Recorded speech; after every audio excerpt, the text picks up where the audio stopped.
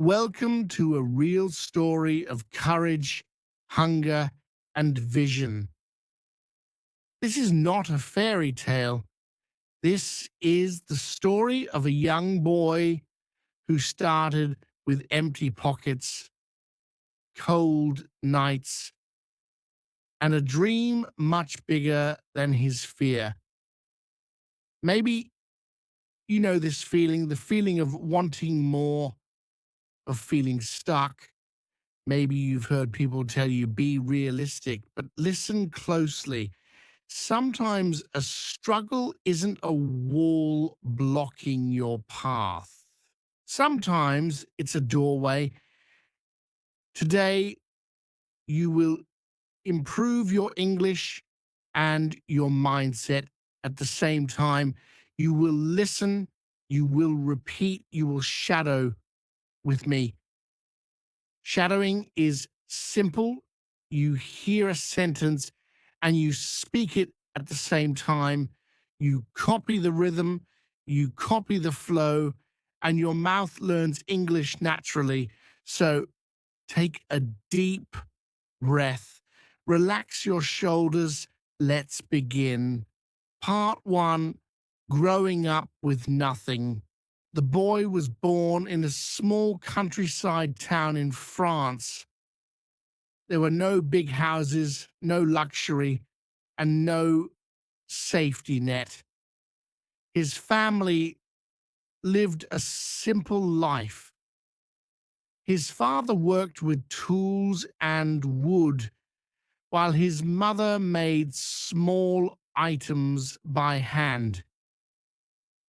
They worked all day, but money always seemed to disappear quickly. The winters were long and harsh.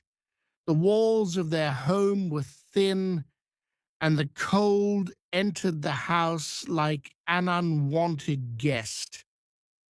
The boy didn't own toys, he didn't own books, but he did own something powerful: curiosity. When travelers passed through the village with elegant bags and boxes, he would stop and stare. He imagined big cities. He imagined constant movement. He imagined change. One night he whispered to himself, "My life will not stay here forever." Now, repeat after me. My life will not stay here forever. Good. Part two: Loss creates fire. While the boy was still young, life became even heavier. His mother fell sick. There were no doctors nearby and no medicine strong enough to help. Slowly, her voice faded. One cold morning, she was gone. The house fell silent.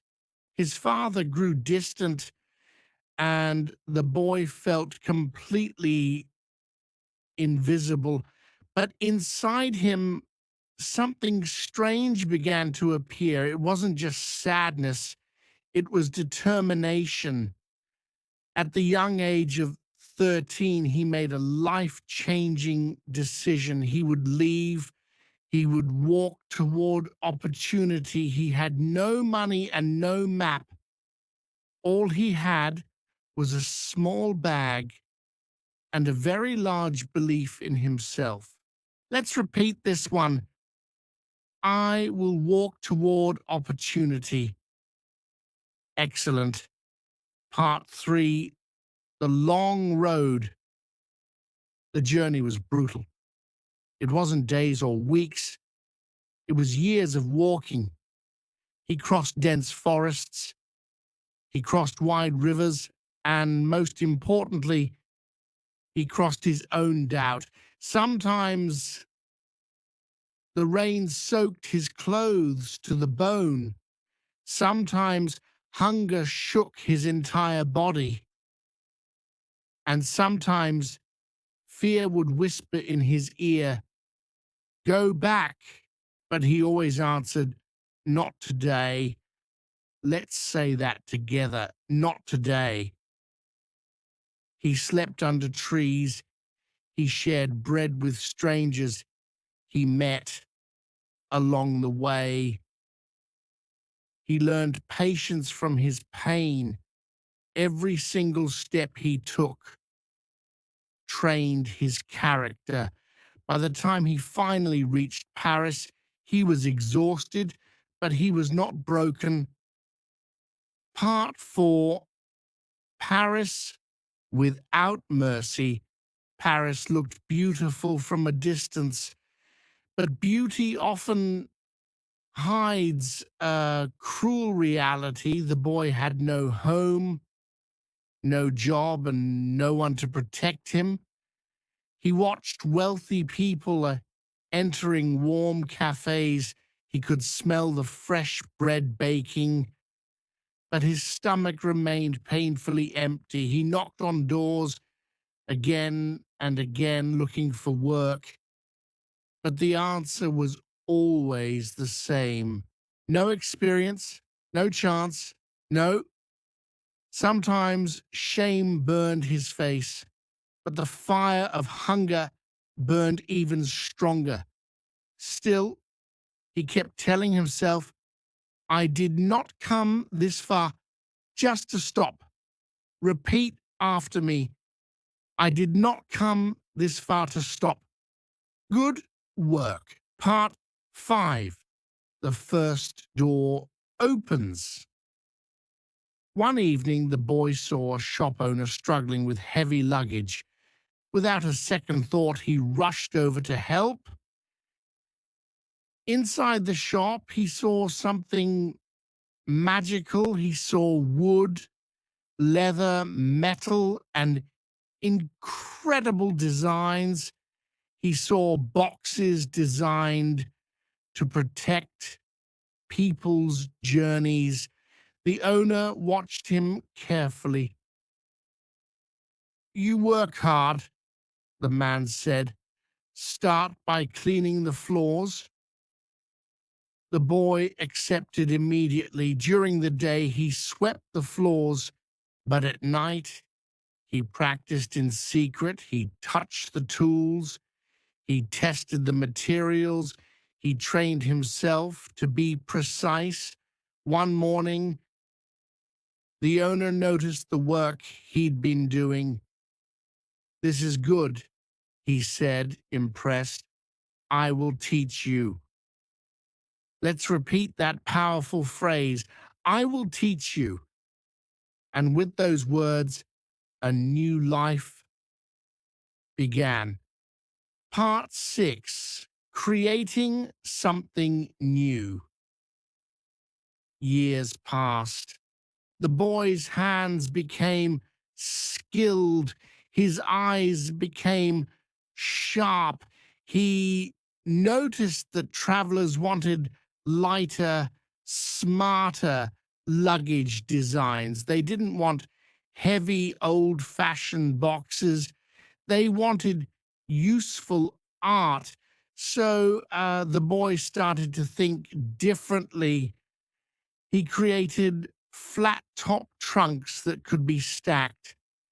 He used strong, durable fabric. His designs were all about elegant simplicity, and people noticed.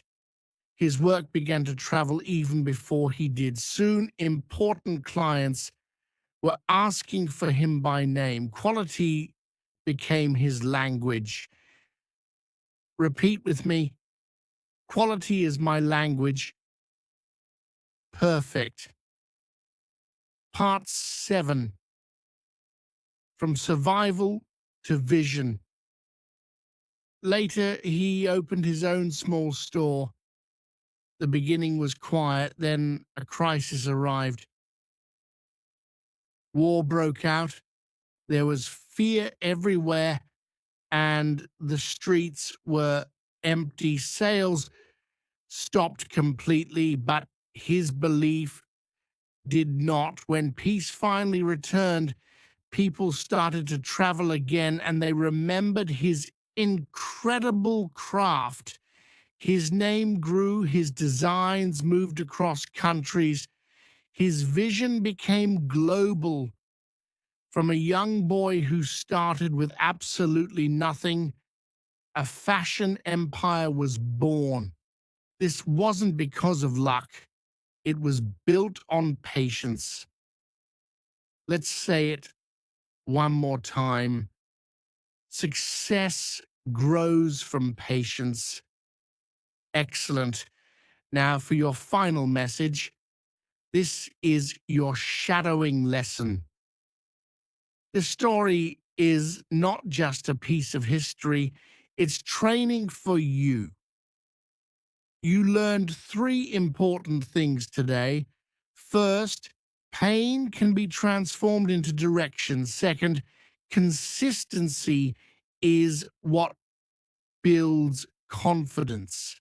And third, your voice becomes powerful when you use it every single day. Shadowing is exactly the same. You listen, you repeat, you grow. So come back to this video, practice again, train your English like it's a skill, not a wish. Thank you for learning with the Path English. Keep listening, keep speaking, and keep walking forward. I'll see you next time.